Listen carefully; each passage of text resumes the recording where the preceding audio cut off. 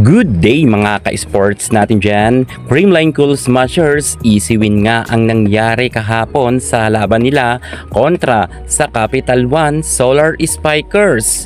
Gemma Galanza, Alyssa Valdez at syempre ang ating MG, pinagtulungan nga ang nasabi nating mga star player ng Capital One. Mga rookie draft ng Capital One hindi umubra sa Creamline Cool Smashers. Anong nangyari pagdating nga sa kanilang game at tila ba natameme nga kahit mga seniors ng mga nasabi nating bagong players ng Capital One ay hindi nga umubra sa Creamline Cool Smashers. Mukha talagang hindi pa rin nila kaya kahit narito na nga si Coach Sosa Di Brito. Mukhang kahapon nga sa kanilang naging laban kontra sa Creamline Cool Smashers ay pinagpraktisan nga lang ang Capital One Solar Spikers. Ano kaya dito ang masasabi ng mga fans ni Sosa Di Brito dahil marami nga nagsasabi na di kalibre daw ang kanilang coach. Pero eto nga, hindi nga umubra kay Coach Sherwin Meneses kung saan ang hinahawakan nga ngayong team ni Di Brito ay hindi man lang nakaisang set lamang. Talagang nilampaso sila ng Creamline at walang magawa ang mga star player ni Di Brito. Kahit sabihin natin na magaling siyang coach dahil nga nagkaroon na sila ng silver medal pagdating sa Alas Pilipinas, pero pagdating dito nga sa PVL ay mukha talagang hindi makausad-usad. Ano ang problema? Alamin ang buong detalye, pero bago ang lahat, subscribe ka muna. Click ang ating notification bell para lagi kang updated sa lahat ng issues sa volleyball. Susunod na.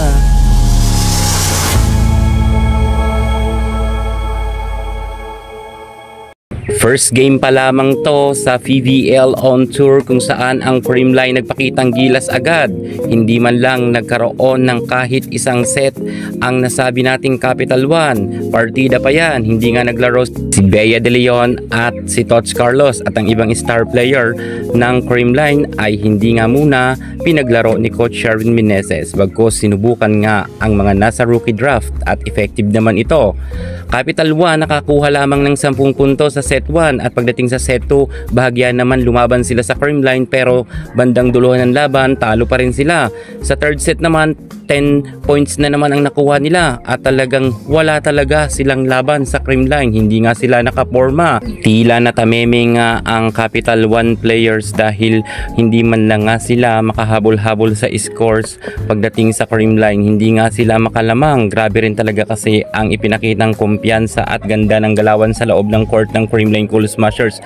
Kung kaya nga dito ay napako talaga sa 10 puntos pagdating sa third set at hindi nga sila nakakuha kahit isang set. Coach Di Brito mukhang hindi nga masyado nakapag-adjust pa at kahit sabihin natin na nagre-reshuffle siya ng mga players at nagpapa-time out naman siya, pero hindi talaga kaya pa ng kanyang mga players. Maraming mga nagsasabi na kulang daw di umano sa discard itong si Coach Jorge at kahit nga sino naman ipasok sa Creamline Cool Smashers ay hindi talaga umuubra ang mga players din ng Capital. Kahit mga rookie ang ipinasok ng Creamline ng iba ay nakakapuntos, samantalang dito sa Capital One ay bahagya talagang kulang pa sila sa puwersa. Magaling na coach raw si Di Brito, pero pagdating sa Creamline ay hindi nga siya manalo-nalo. Pero marami rin mga nagsasabing netizen na wala raw kasi si Bella Belen. Kung nariyan raw si Bella Belen, baka makakuha naman raw sila kahit isang panalo. Pero sa tingin ko hindi pa talaga